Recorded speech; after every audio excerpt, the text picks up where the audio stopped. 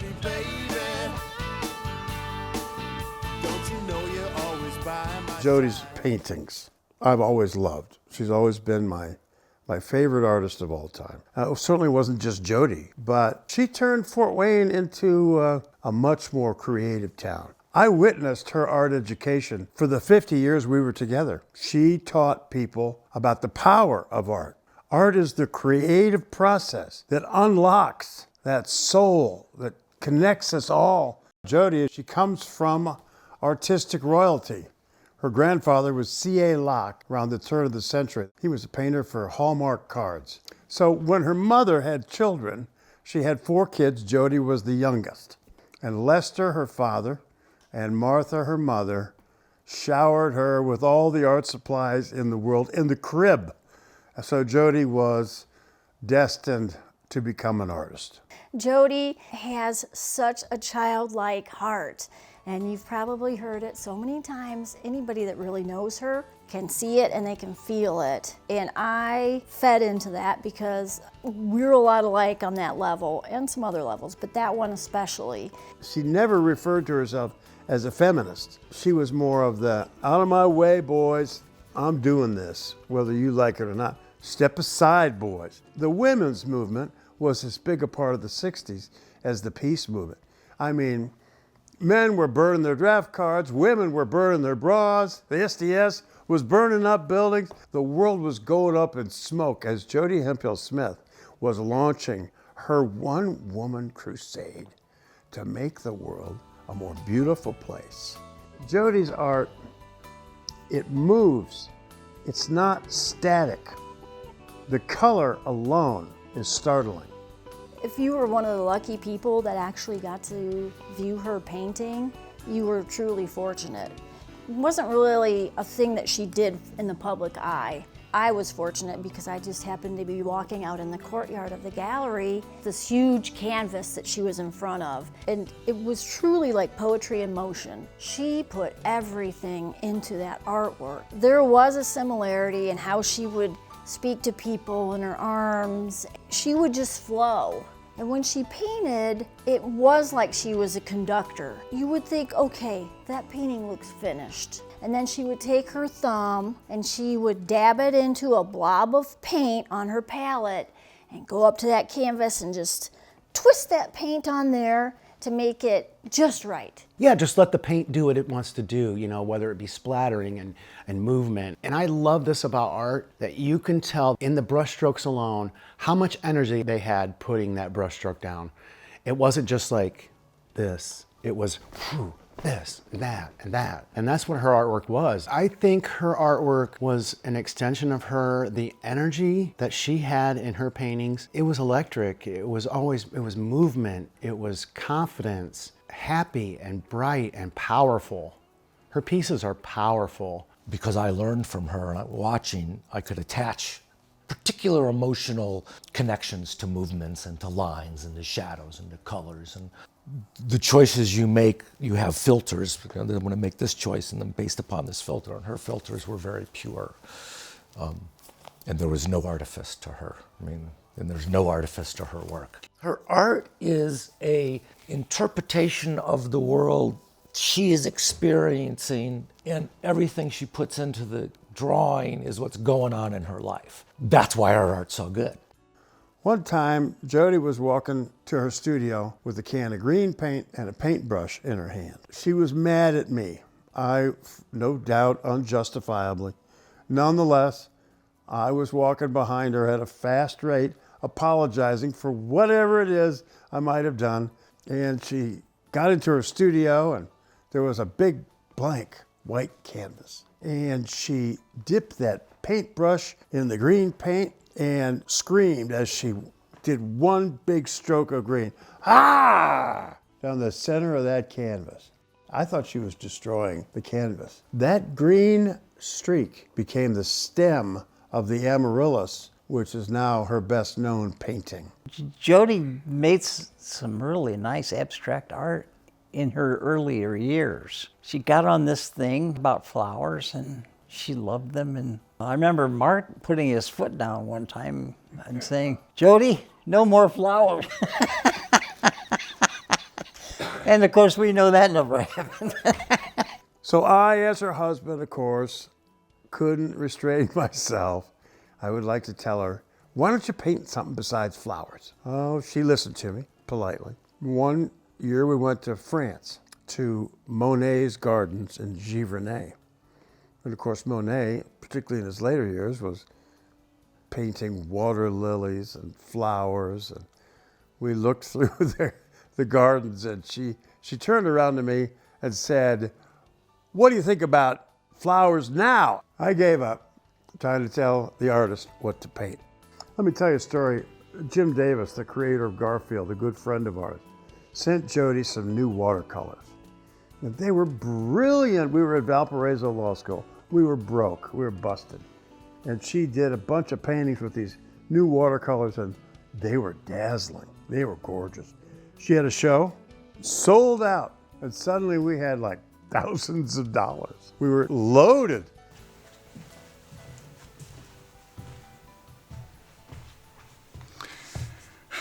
Jody and I first met in the summer of 1962. We were high school students attending a week-long art workshop at Ball State. And at the end of our classes, the first day, we checked into our rooms in Wagner Residence Hall. Jody's room was immediately above mine. And it was a hot summer afternoon, and as I opened my window to the room, I heard Jody yell down, "Hey Jim, look at this." And I said, "Look at what?" She said, "Look up here." She said, "I have something to show you." So as I stuck my head out the window and looked up, she promptly dumped a wastebasket full of water on my head. So that was the very moment we became friends. So for the next few years at Ball State in the art department, quite frankly, Jody was an inspiration to all of us because she took great joy in creating her art, and she was also self-confident as she developed her skills. And with something as subjective as art, self-doubt usually creeps into the process. So after Ball State, we not only remained friends, but I became a patron. To know Jody's art is to know Jody. Colorful, vibrant, kinetic, no fear. And I like to think that through her art, part of Jody is going to live on for a long, long time. Jody's work was so creative. Jody was freewheeling and had a freewheeling spirit. And I think that in the long run would probably give her a better chance of having even more recognition than I have. History always loves to go in and find jewels. And so I think that's what's going to happen with her later on. Having a 50-year painting career, I would think that given the quality of her work, based upon how she's promoted the arts, she definitely deserves whatever accolades people want to give to her. She damn deserves. There's not anything that I think I've done that has been possible if I hadn't met Jody.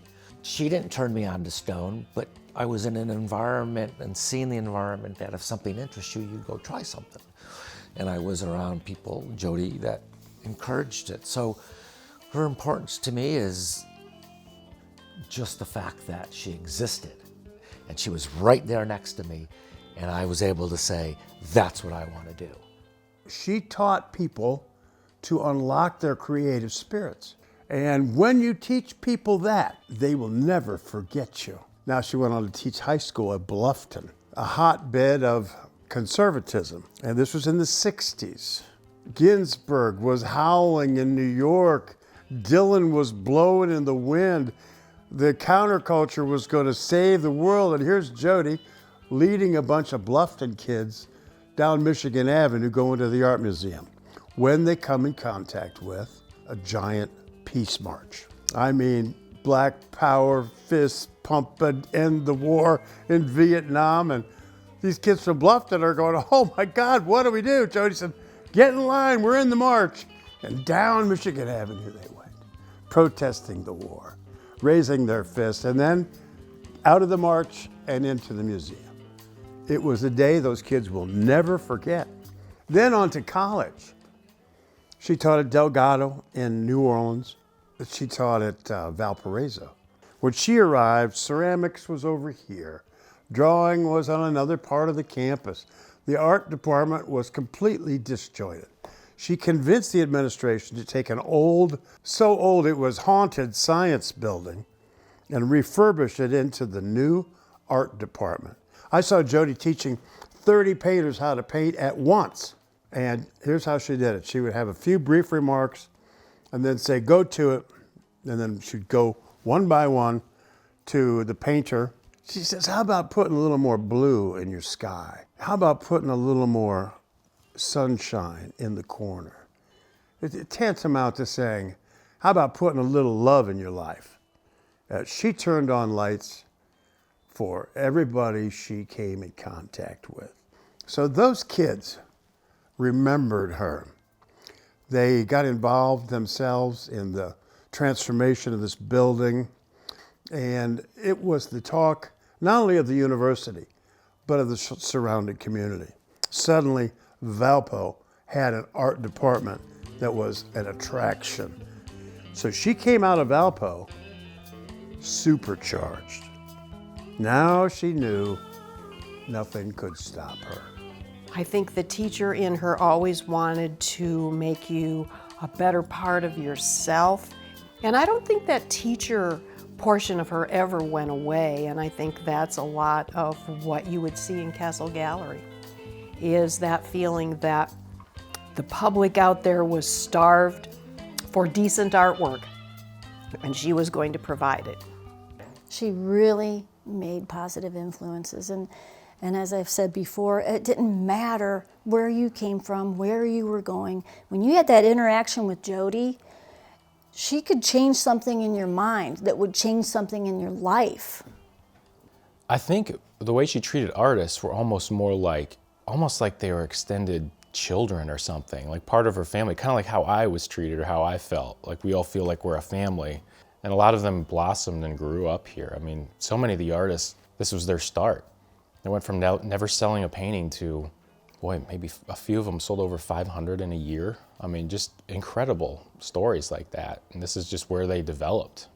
And the first time I remember seeing her, I was looking out the window of my carriage house into the backyard of her backyard, and I saw a sprightly gal dancing around the picnic table, doing this and doing that. And I said, that person is having a really good time. And it turns out she was working on a watercolor painting with her very characteristics, just throwing things and adding water and adding salt and dancing around and looking at it.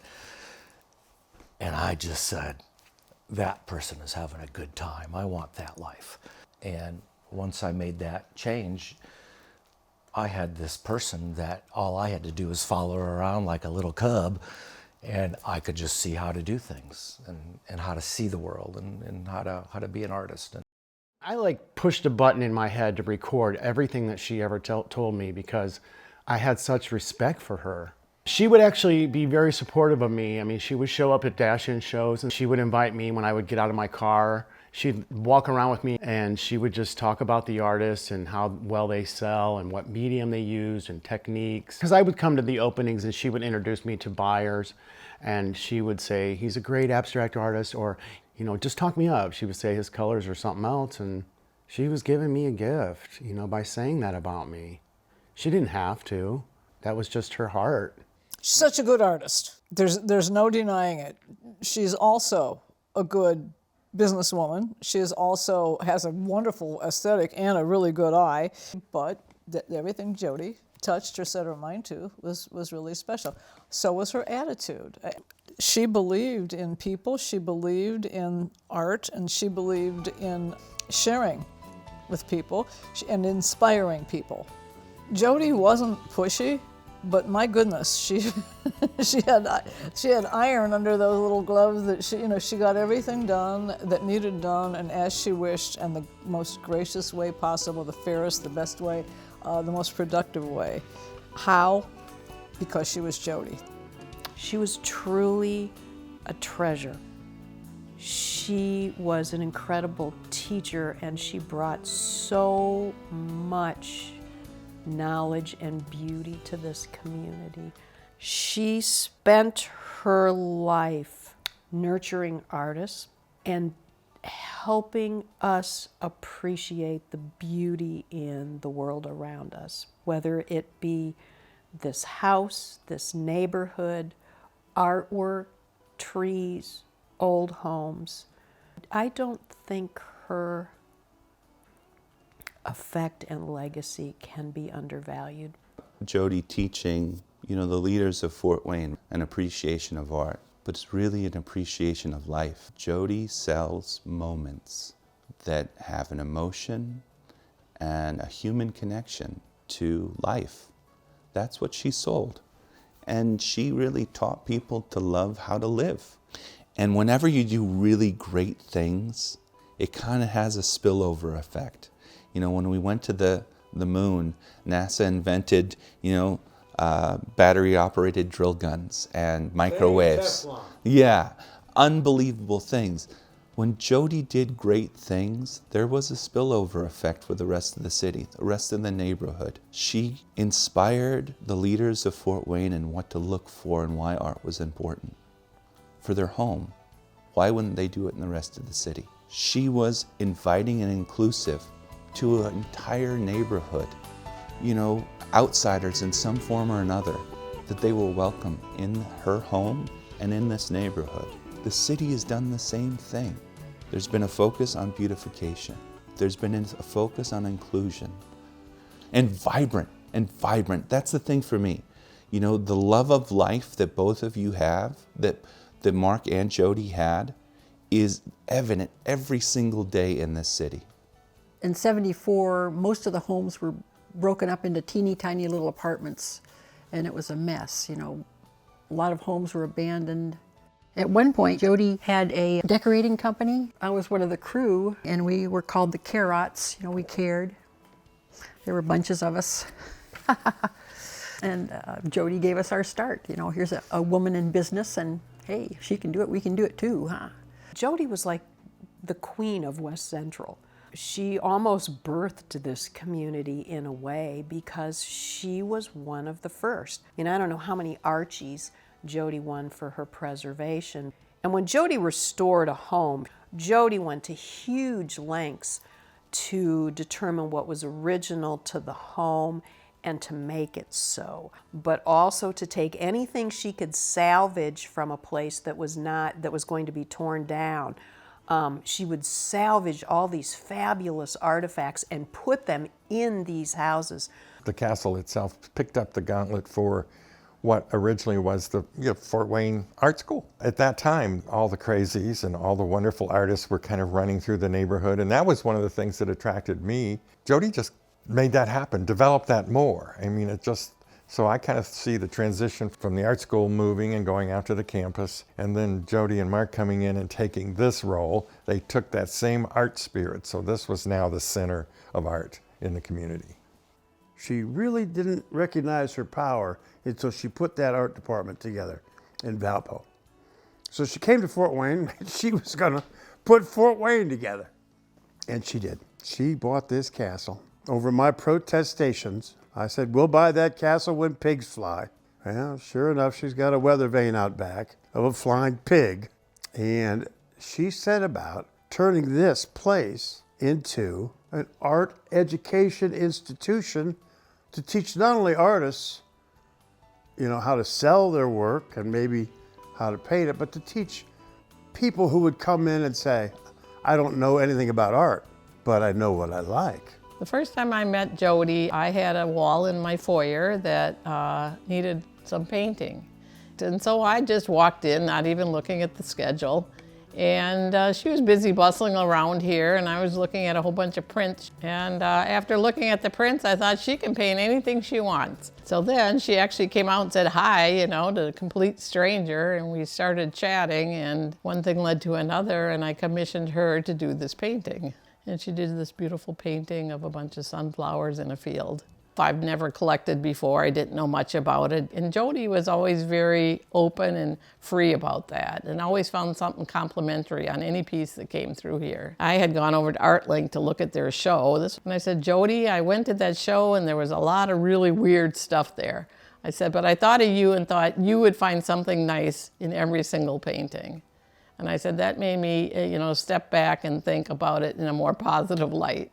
So that was kind of the teacher, art teacher in her, I think. The turning point was the fact that it was an art gallery, and that just sort of set the tone for a historic neighborhood. Having an art gallery where the owners lived and worked out of was just a big change. What it did bring about was a lot of people came to the castle who lived in suburbia and other parts of the city and may have never driven through West Central other than Washington or Jefferson Street just to get in and out of town. And they brought so many new people to the neighborhood, and some of those people sort of caught the spirit as well and decided, you know, I bet I could live in a neighborhood like this. And so investments began.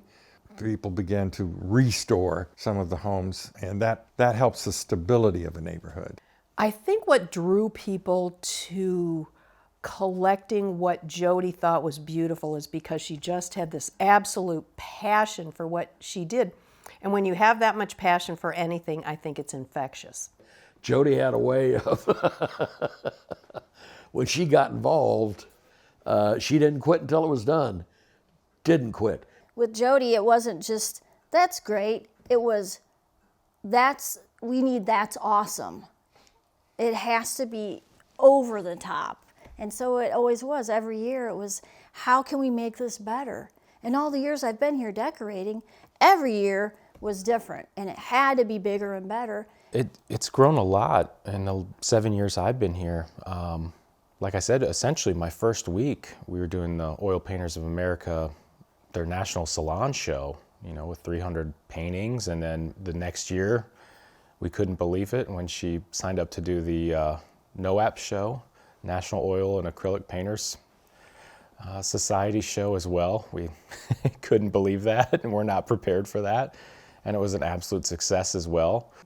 We had people visiting the gallery from all over the world for those shows, and we've been voted, you know, best attraction, best art gallery, best museum for, I lost track of how many years at this point. They were in the paper a lot. It would be, Jodi would be in the paper, and Mark would be in the paper, and then the dogs would be in the paper, and then the cat was in the paper, and then the gallery was in the paper. I mean, it was always, I feel like there was some little snippet about them in the paper. Mark and Jodi definitely are an artist gallery. Their great love of artwork is evident in everything, in the care in the house, the details everywhere. They care so much about their artists, and that's their first priority. Jodi is an incredible marketing person. That's what makes her so successful. She understands the power of the media, and last night was a testament to that because this place was packed. It was incredible. Most of the people that walked through the door were friends. You know, she's like a personal shopper for art. She knows enough about each artist to either connect them with a collector because she knows her collectors so well, or maybe do a commission. Jodi can make that happen. You know, I'm sure none of them expected to be selling a lot of their art at, you know, in the middle of in Northeast Indiana, in the heartland. It's not exactly a place that normally happens, but somehow Jodi pulled it off, and we sold more paintings than any other OPA show up to that point. This form of contemporary impressionism that we primarily exhibit here, I just don't feel there would be the scene that there is here, this national scene. Well, remarkably, Jodi was very humble. She just was not somebody who had an air about her. She was always, again, so welcoming, so engaging with people. Comparing Mark and Jodi was a great balance.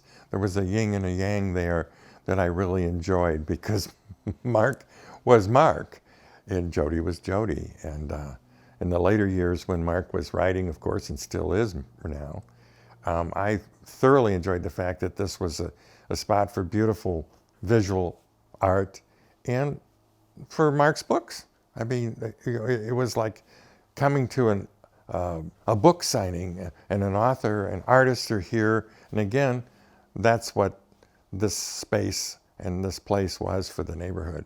Well, to the neighborhood, their legacy to me is obvious. Elevating its importance, its awareness in the community. I think West Central would not be as strong and as good as it is today without having those two individuals here in the neighborhood supporting it and making that happen. And community-wide too. There's just no question in my mind. The fact that it is a catalyst, I think, for the whole community now. I look at all of what is happening downtown with Promenade and all of the great riverfront stuff, all of the development, all of the interesting and wonderful things that are happening. They were on the cutting edge of that. I think they should take some credit for that. I think Jody should take some credit for that because she had the vision. And Jody had several facets to her personality. I mean, there was the educator, there was the artist, there was the preservationist, there was the environmentalist, there was the gallery owner, there was the wife. There were so many parts of Jody. She was an animal lover. I can't tell you how much comfort I get from this ring that she wore for 46 years. And my ring is right beside her. And on my keychain, and it's odd that the rings line up with each other and kind of snuggle up in my pocket. So she's gone, not nearly forgotten.